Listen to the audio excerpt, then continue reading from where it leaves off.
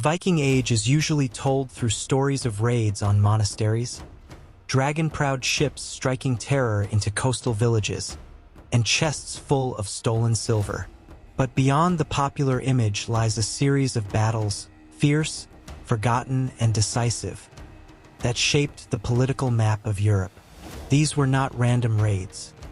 They were military campaigns, sometimes fought by armies larger and more organized than those of the kingdoms they invaded.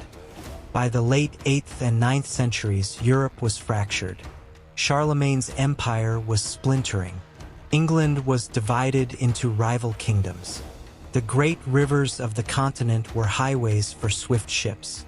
And from Scandinavia came not just raiders, but warlords with ambitions. The Vikings were learning that plunder bought power, and power could carve out realms far from home. The battles we're about to step into, like the stand at Saucourt, the siege of Paris, and the fights along the Loire and Seine, were not just clashes of steel. They were tipping points. Frankish kings rose or fell, English kingdoms shifted alliances, and even the church recalibrated its influence. Understanding these forgotten Viking battles means understanding how Europe itself was reforged. In the summer of 881, two Viking leaders, often named Godfred and Sigfred in Frankish sources, gathered a force unlike anything the northern seas had yet launched. It wasn't a few dozen longships, but hundreds. Veterans of years of raiding in Frisia and along the lower Rhine joined with new warriors eager for silver and fame. They were armed with axes, spears, and round shields rimmed in iron. Some wore mail shirts captured from fallen knights. Others fought bare-armed but with a berserker's fury. Their target, the rich lands of West Francia, ruled by King Louis III, grandson of Charlemagne. Louis was young, barely into his 20s, but already known for daring cavalry charges. At his side stood Count Hugh, a hardened commander who understood Viking tactics better than most Frankish nobles. The Frankish army he assembled was a mix of mounted knights, infantry levies, and local militias, all sworn to defend their lands from yet another northern invasion. But this invasion was different. The Vikings were not content with hit-and-run strikes. They planned to push deep inland, establish fortified camps, and squeeze tribute from cities and monasteries like a standing army. In some ways, they were inventing the very model of medieval conquest. The battlefield chosen, or perhaps forced, was near the small village of Saucourt en Vimeu, close to the Somme River. Rolling meadows, patches of woodland, and shallow marshes gave both cavalry and ships room to maneuver. Scouts from both sides watched each other for days, reporting the size of the enemy columns. Tension built like a drawn bowstring. Louis knew he couldn't allow the Vikings to slip away as they had so many times before. Their longships were fast, but their plunder slowed them. If he struck now, before they could retreat to their ships, he could break their power in the region. But the Vikings, too, had plans. They had arranged their forces to ambush Frankish cavalry if it charged too rashly, a tactic honed from years of fighting Saxons and Slavs. As dawn approached on the 3rd of August, 881, both armies prepared. The Franks prayed at makeshift altars, priests blessing the spears. The Vikings raised their war banners, black ravens of Odin fluttering against the pale sky. Silence fell except for the creak of leather and the occasional cough of a horse. Everyone knew the next hour would decide more than loot. It would decide who controlled the arteries of northern Europe. Louis' 3 scouts returned just before first light. The Vikings had anchored their longships in a bend of the Somme, drawn up their warriors in 3 lines, and planted sharpened stakes to slow a cavalry charge.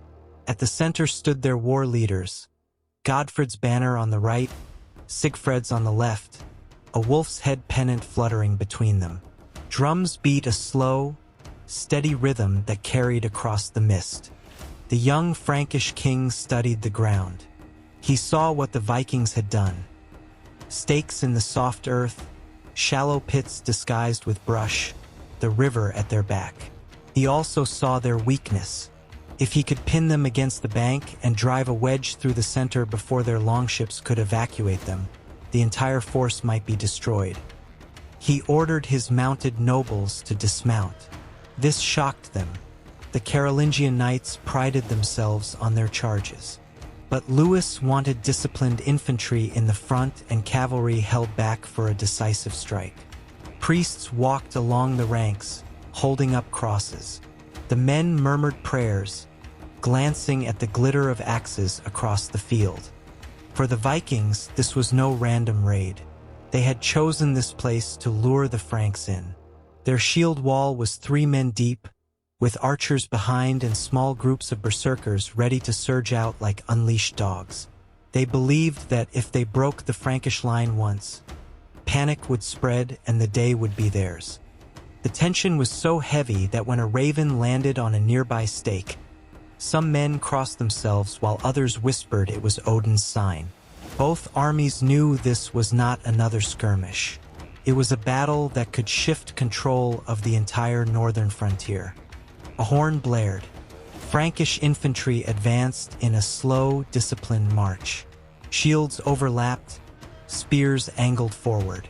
Across the meadow, the Viking wall responded with a roar, deep, guttural, a sound meant to frighten before the clash. Arrows hissed from the Viking rear ranks, thudding into wooden shields. Frankish crossbowmen answered, their bolts punching through mail. The mist filled with cries and the thud of bodies. When the two walls met, it was like timber striking stone. The first rank of the Franks braced, the second rank drove forward. Axes chopped down, spears thrust up. Splinters of shields flew. Men slipped in mud darkened with blood. For nearly an hour, the lines heaved and locked, neither side giving ground. Then the Viking war horns changed pitch. With a howl, a wedge of berserkers hurled themselves into the Frankish center. Bare-chested, faces smeared with ash, swinging two-handed axes. They smashed into the line like a battering ram, splitting shields and sowing panic. For a heartbeat it looked as if the Franks would break. But Louis had held back his household guards for this very moment. He signaled. His personal retinue, armed with long swords and heavier shields, surged forward to plug the gap. The clash was hand-to-hand, desperate and intimate. Steel on steel, breath on breath. The berserkers fell one by one, tripped, stabbed, crushed underfoot. Their wedge dissolved. Now Louis gave the order his nobles had been waiting for. The mounted knights, fresh and eager, wheeled around the flanks.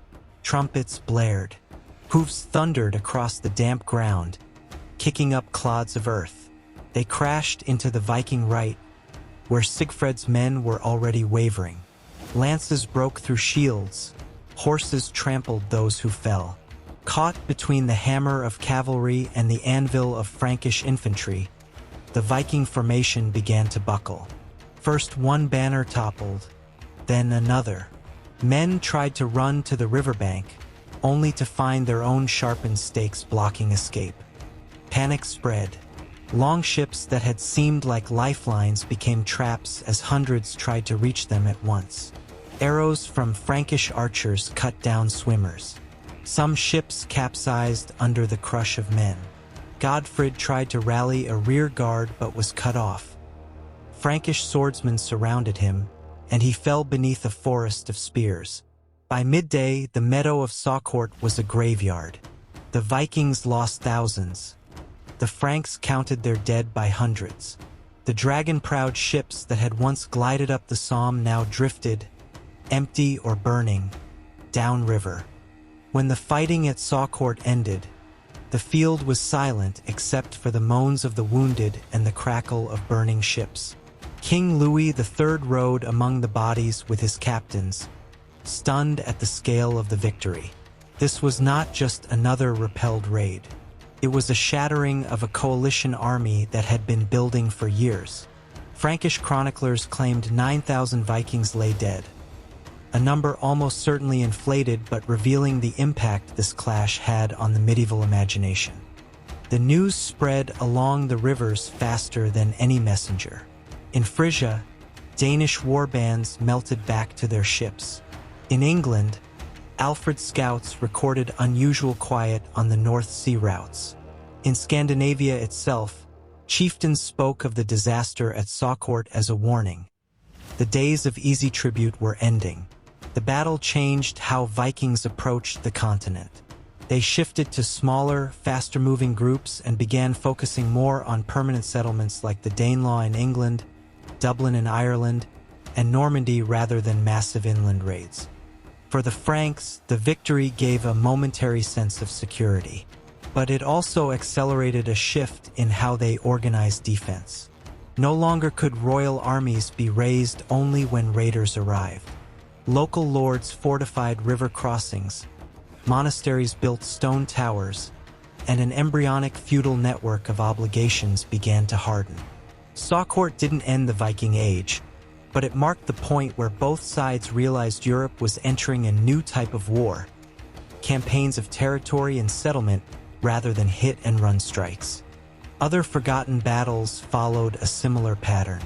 The stand at Leuven in 891, where another Carolingian army inflicted a crushing defeat on a Viking force. The defense of Paris in 885 to 886, where the city's walls and heroic leaders like Count Odo held off a massive siege. Each of these clashes chipped away at the image of the invincible Northmen and forced both sides to evolve. Out of these struggles would emerge the medieval kingdoms we recognize today. A stronger West Francia that would become France, a consolidated England under Alfred and his successors, and Scandinavian realms that began to centralize under kings who looked south not as raiders but as rulers. If you picture the Viking Age as only burning monasteries and terrified monks, you miss its true pivot points. It was on fog-draped riverbanks and in muddy meadows, at Saucourt, Leuven, Paris, that the future of Europe was hammered out with sword and axe. These were the battles where raids became wars, and where kingdoms learned to fight back. Even now, their echoes are around us. The very borders of modern France, the rise of Normandy, the fusion of Norse and Frankish culture, all trace back to these confrontations. They were forgotten not because they were minor, but because later historians preferred grand narratives to messy, bloody turning points. But when you stand on the banks of the Somme or the Seine today, you're standing on ground where Europe was remade. If you've enjoyed diving into these hidden chapters of the Viking Age, subscribe and ring the bell so you don't miss our next deep dive. In the next episode,